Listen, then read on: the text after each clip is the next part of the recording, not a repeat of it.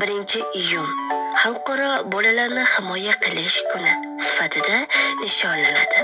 Bu kun bolajonlarga mehr berish, ularning quvonchi va orzulari haqida o'ylash uchun ajoyib imkoniyatdir.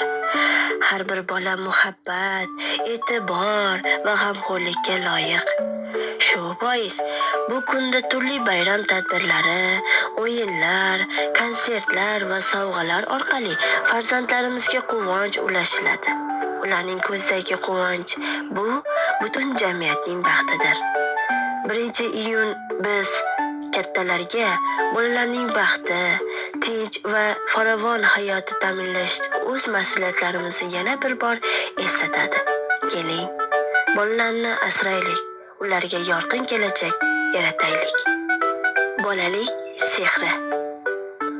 Bolalik sehrdir zangori fasl, vatanning ertasi tamal toshlari.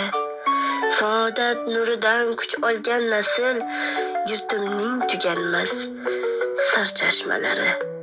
Bobolar shon topib ardoqlagan his, ularning ko'nglida qayta uyg'onish. Birisining ismi balki To'maris, birisi ulg'ayib bo'lar alpomish.